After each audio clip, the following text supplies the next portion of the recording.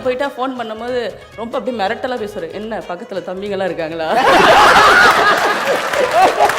வெளியில தான் நம்ம புலி, உள்ள எலிதான். இதை ஒரு கேலி கிண்டல் இதெல்லாம் உங்களை எவன் பேசுவேன், எல்லாம் பயந்துட்டு தம்பி நான் தான் பேசுவேன் அப்படின்னு. நான் அவர்கிட்ட ஒன்றும் பெருசாக ரியாக்டே பண்ண மாட்டேன். அவரே சொல்லுவார், ஏண்டா எல்லாரும் சொல்கிறாங்க நீ எதுவுமே சொல்ல மாட்டேங்கிற அப்படின்னு. அதான் எப்பவும் பேசுகிறது தானே நீங்கள் அப்படின்னு சொல்லி அதுக்கு மேலே கமெண்ட்டே கொடுக்க ரொம்பனா நான் சொல்லி கொடுத்த மாதிரி பேசிட்டீங்க, அவ்வளோதான். அதோட வெளியூருக்கு போயிட்டா ஃபோன் பண்ணும்போது ரொம்ப அப்படி மிரட்டலாக பேசுகிறேன். என்ன பக்கத்தில் தம்பிங்கெல்லாம் இருக்காங்களா? வீட்டுக்கு திரும்ப வரும்போதே வேற மாதிரி மாறிடுவாரு. அதான் இப்ப நீங்களே ஓப்பனா இப்படி ஒரு ஸ்டேட்மெண்ட் சொல்லிட்டீங்களா, இனிமே எல்லா ஒய்ஃபும் இங்க பாத்தீங்களா, நீங்க அண்ணனா சொல்ற அவரே அங்க பாத்தீங்களா, இனிமே சொல்ல வேண்டிய ஒரே விஷயம் நம்ம சரிமா ஆரிமா. ஒரு சீன பொன்மொழி, ஒரு வீடை கட்டுவதற்கு 100 பேர் தேவை, அது வீடாகிறதுக்கு ஒரு பெண்ணு தேவை. இது வந்து சும்மா நான் குலவிளக்குன்னு சொல்லல, உண்மையிலேயே எங்க குலவிளக்கு. அண்ணன் வீட்டுல சமைப்பாரா? அப்படி சமைச்சிருந்தா உங்களுக்கு என்ன சமைச்சு கொடுத்துருக்காரு? அவர் சமைச்சதுல உங்களுக்கு ரொம்ப பிடிச்சது என்ன, எந்த உணவு? உப்பு கறி சிறப்பா செய்வாரு. அப்படியா? ஆமா, அவர் செய்யும் போது ரொம்ப நல்லா இருக்கும். என் மயம் பெரியவன் அப்படிங்கிறான். உப்பு கறி, கத்திரிக்காய் கூட்டு, இது 2 தவிர அவருக்கு வேற எதுவும் தெரியாது. சட்னியில என்ன போடுறாங்கன்னு கூட தெரியாது. நம்மளுக்கு அந்த நேரத்துல கமெண்ட் அறிவுரையெல்லாம் நிறைய சொல்லுவாரு, பொறுத்துட்டு தான் போக வேண்டியது இருக்கும். அந்த 2 சிறப்பா செய்வாரு. 2 சமையல் கத்துக்கிட்டேன், 2 நல்லா செய்யறேன்ல, அவ்வளவுதான் போட்டுக்கா.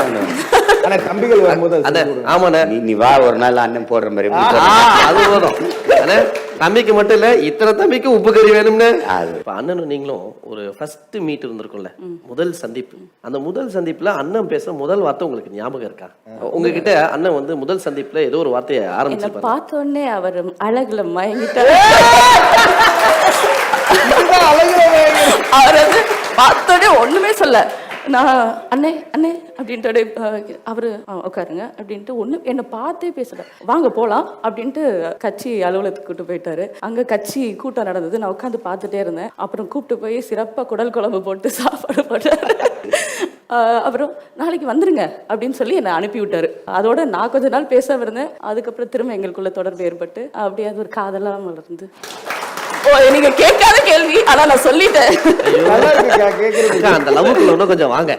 அண்ணன் லவ் பண்ணும்போது அவங்க என் தம்பி இறந்துட்டு அப்படியே பாலச்சந்திரன் தெரியும். அந்த படம் வெளியானதுல அவங்க ரொம்ப பாதிக்கப்பட்டு இந்த காலம். நான் அப்போ அவங்களுக்கும் அதே மாதிரி இது அடிப்படையில் அவங்களுக்கு எங்கள் மாமா அவங்களுக்கு தெரியும். அவங்க நீண்ட காலமாக பிறக்கும்போதே அவர் அமைச்சது. இப்போ அந்த இதில் இருந்து அவங்களுக்கு மொழி இன உணர்வு ஈடுபாட்டில் இது எனக்கு எடுத்து பேசினாங்க. அப்புறம் திருச்சியில் ஏதோ ஒரு கூட்டமோ ஆர்ப்பாட்டமோ, சரி ரொம்ப நன்றி.